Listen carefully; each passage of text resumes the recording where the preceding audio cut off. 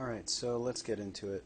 The last thing we did before our forced vacation was doing a specific heat capacity lab. So basically the idea is that we took advantage of one physical quantity, that physical quantity being Q, right? Remember that is heat. That's super gross. Okay, so that being said, let's remember a couple of things. When we're talking about heat, we basically consider two scenarios or two different kinds of processes, exothermic and endothermic processes. So endothermic means that heat is being gained in a system. That means that heat is positive. Usually, we sort of mentioned this in class, delta H, which is enthalpy, right, is also going to be positive, right? So the change in overall energies is going to be positive. Now exothermic is the opposite. Loss of heat, we know that we can expect a negative Q. Delta H is going to be negative.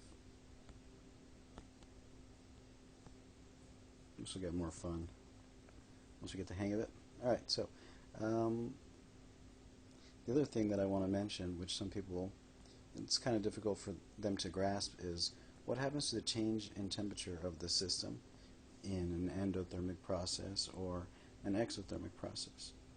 Well, usually, well, not usually, just always, the change in temperature of an exothermic process is going to be positive. It gets hotter. So when you come into contact with it, right, let's say this is the system. If it's an exothermic process, heat is leaving the system. So if you bring in your hand, right, that's gross. So if you bring in your hand and for all intents and purposes, let's pick a nice Hispanic color hand, horrible fingers, you'll feel the heat entering your hand from the system. Now if the system is endothermic, then what that means is the heat from the surroundings are being absorbed into the system. So if you bring your hand close to it or you touch it, right, you're going to feel cold because there's a loss of heat going into the system. So now I want to actually talk about the lab, what we did. So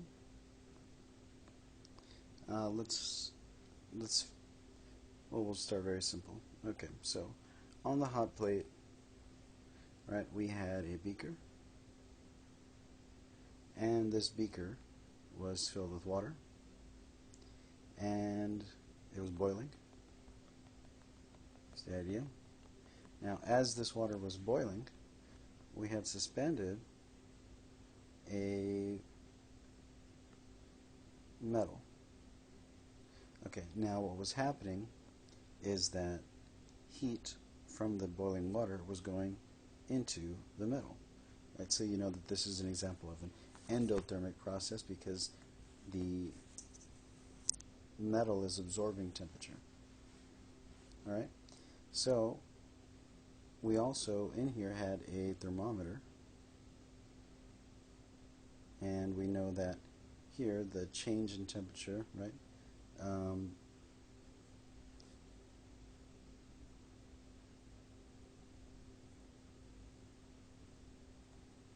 sorry, no, not change in temperature.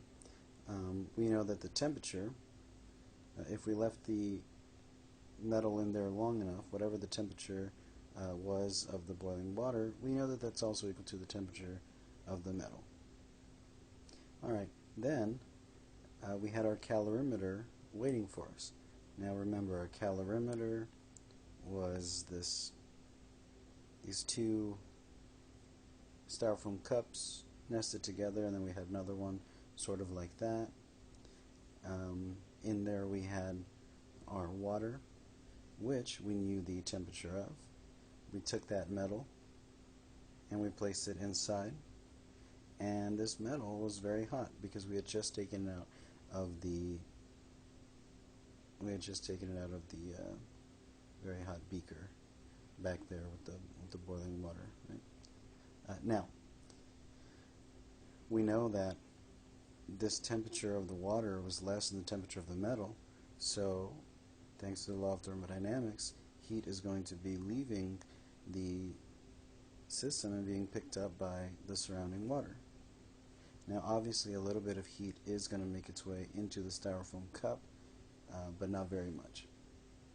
Now we also had a thermometer in there, and we know that the thermometer, as we waited, immediately there was a change. The temperature increased.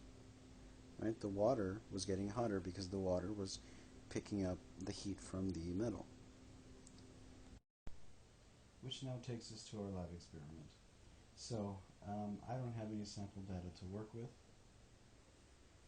Alright, sorry about that. I think I was far away. I'll start again. So, this now takes us to our lab experiment. I don't have any sample data to work with. I didn't ask for any. And I'm not going to make up any numbers. We should have done this lab fairly easily in terms of data collection, so I'm just going to briefly explain in case you don't remember. It's been so long. Most of us didn't do a third trial. If you didn't, that's okay. If you did, that's perfect as well. So the mass of the calorimeter plus the lead that would have gone there shouldn't have been an issue. For everyone, the identity of the metal is going to be the same. The D1 is going to be the same for your trials as well. The mass of the metal is going to be the same for all the trials. Your mass of the calorimeter, these are going to be different. So you'll have two different values or three if you did the third trial. The initial temperature of the water. So this was the temperature of the water that was inside your styrofoam cup as you were waiting before you put that metal in. The initial temperature of the metal. Well, the initial temperature of the metal, you had your boiling water, right? Whatever the thermometer said at the moment that you took the metal out of the boiling water, that would be your initial temperature of the metal.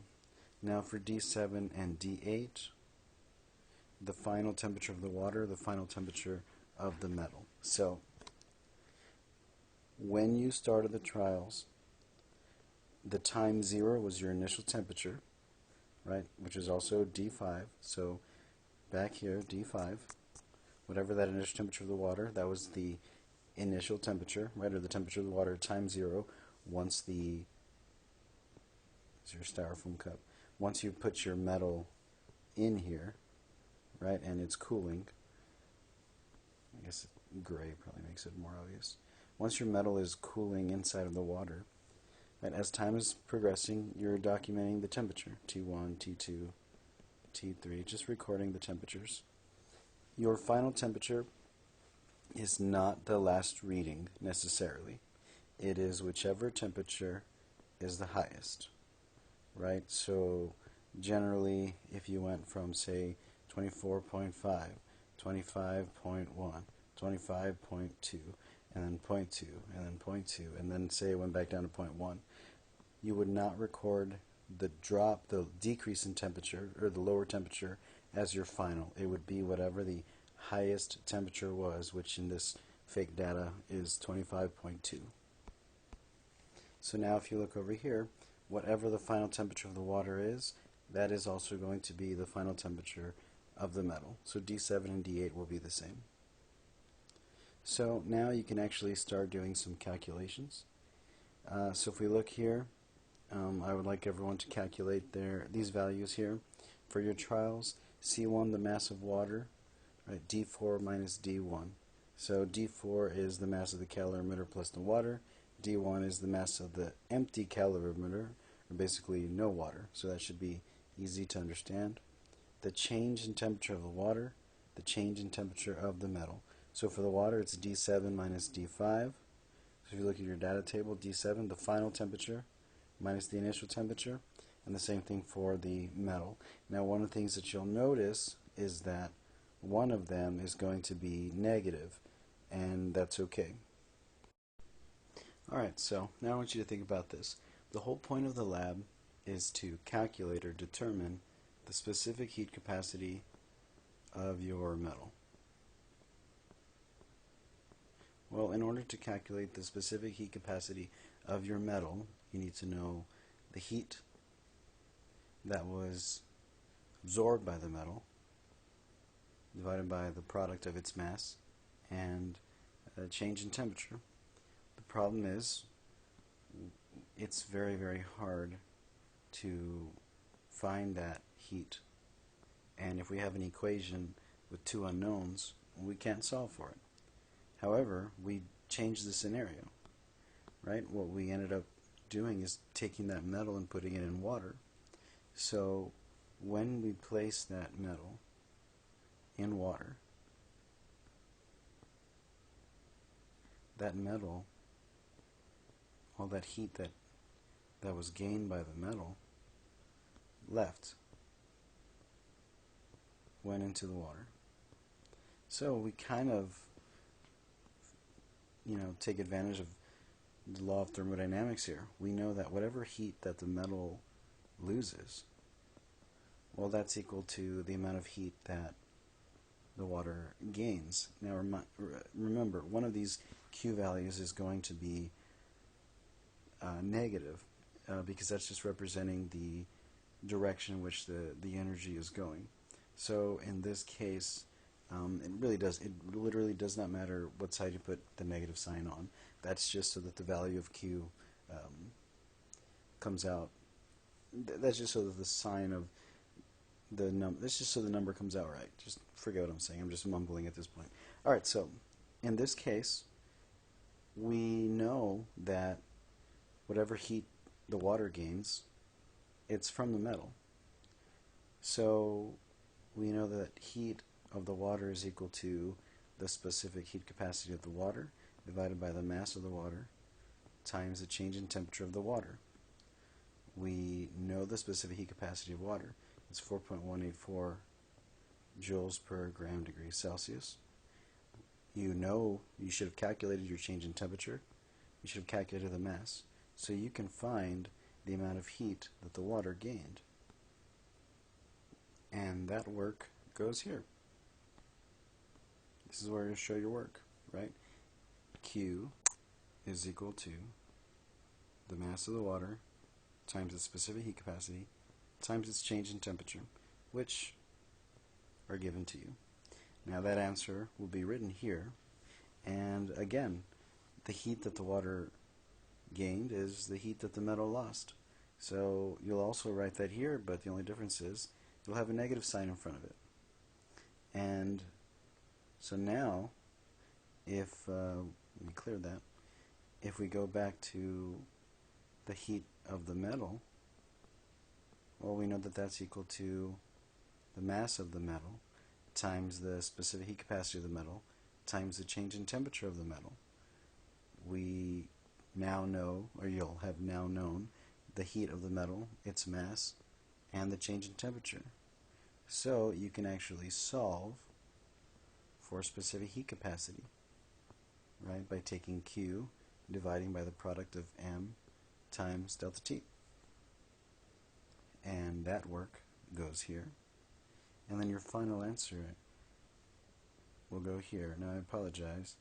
Down here it should say CS, metal, right? The specific heat capacity of the metal, not C metal. All right, and so now, once you've done that, and you will have, once you've completed it, you'll have either you'll have either 2 or 3 trials. These numbers are probably going to be very close to each other, but what you'll need to do, I'm just going to label them A, B, and C, you'll have to take the average of them, which you should be able to do, right? Add them up, divide by however many there are. If you just had 2 trials, you'll add up A and B and divide by 2. If you had 3 trials, you'll add up A, B, and C and you'll divide by 3. And that will be your proposed specific heat capacity of the metal, which then leads you to your questions, your post-lab questions. So you'll be able to answer each of them. I'll tell you which ones are easy and which ones are less easy. So question number 1, that's critical thinking. Critical thinking, if a different liquid was used, yeah, if you think about it, you might be able to figure that out. Number 4 and number 5, these are mathy questions. Right, so those of you who love math, this is great. For those of you who don't, it's not as great. Question number 5, I just want to clarify, just because the equation was kind of thrown off, so I'm going to rewrite it here. You are basically going to use this to help you. Again, it's the heat that something lost is the heat that something gained. That minus sign is there to make sure the math comes out right. So I'm just going to rewrite it down here. It's basically saying the negative mass of the water times the specific heat capacity of the water, which you know is 4.184, times the change in temperature of the water is equal to the mass of the aluminum times the specific heat capacity of the aluminum, which is given to you, times the change in temperature of the aluminum. And then you can solve for what you want, which in this case says determine the initial temperature of the water. So those of you who are not very mathy, and even some of you who are very mathy, the problem that you're going to try and solve is this right here. So you get to really play around with your math skills, but initial temperature is actually found here where it says change in temperature. Remember, change in temperature is equal to final temperature minus initial temperature.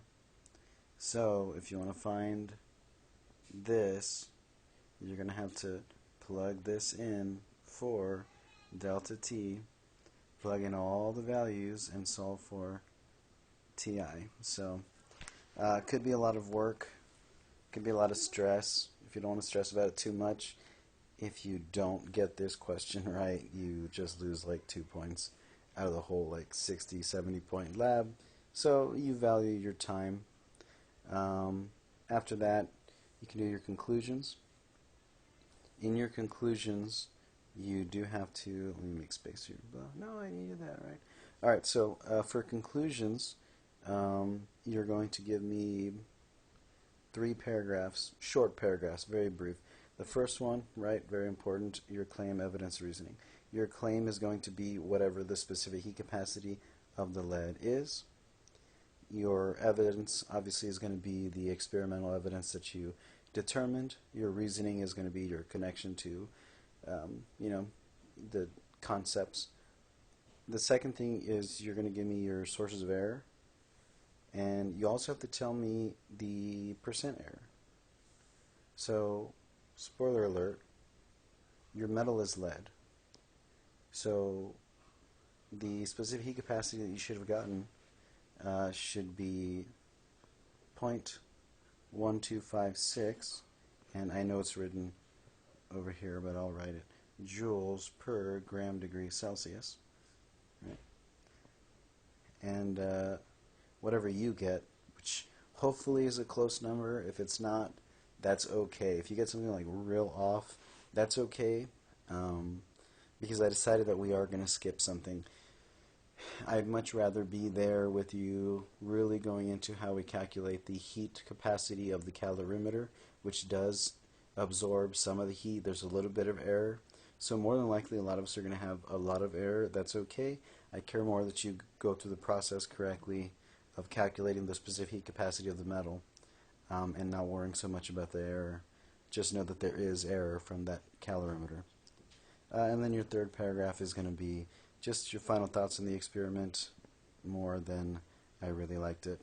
Then you'll do your evaluations, and this will be due very, very soon, which I'll think about and let you know before you watch this video.